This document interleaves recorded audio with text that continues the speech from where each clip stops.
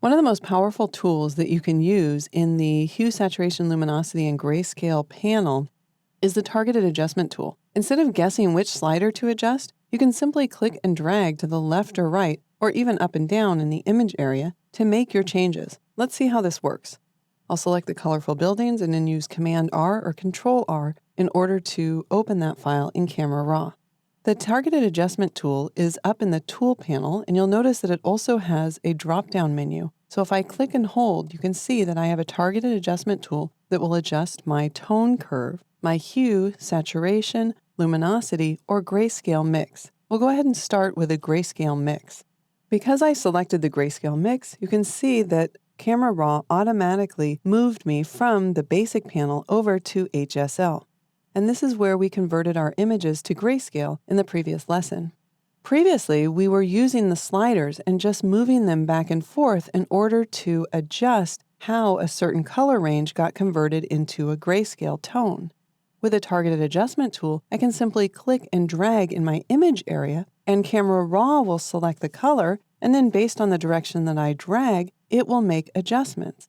But the best thing about using the targeted adjustment tool is that if I click on a color that's made up of more than one color, so maybe it's red and orange, or it's orange and yellow, then Camera Raw will go ahead and move multiple sliders at once in order for me to make that adjustment.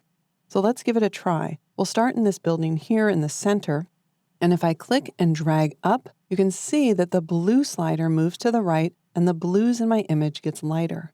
If I click and drag down, you can see that the blue slider moves to the left. The aqua slider is also moving just a little bit, but there's not a lot of aqua in this blue that I've initially clicked on. If we move over to the next house and I click and drag up, you can see now that both the red and orange sliders are moving. If I click and drag down, then they'll get darker. Now you have the choice. You can either click and move up and down, or you can click and move left to right. When I click and drag to the left, you can see that it's also darkening down that color range. When I click and drag to the right, it would lighten that color range.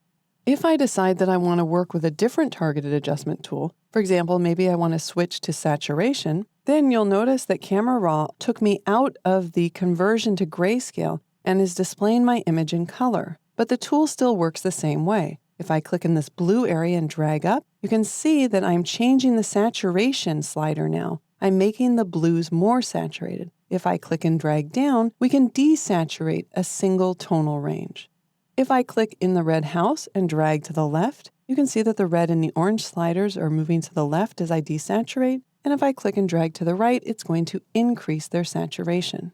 Now, if I want to control either the hue or luminosity, I can either click on the tab here in the panel, and then when I click and drag down, you'll notice that the reds are getting darker, or if I click and drag up, the reds and oranges are getting lighter, or I can select a different targeted adjustment tool. If I change this now to hue, you'll notice that it automatically selected the hue tab on the HSL grayscale panel. So now if I click and drag down, my aquas are going to move more towards green. If I click and drag up, they'll move more towards blue.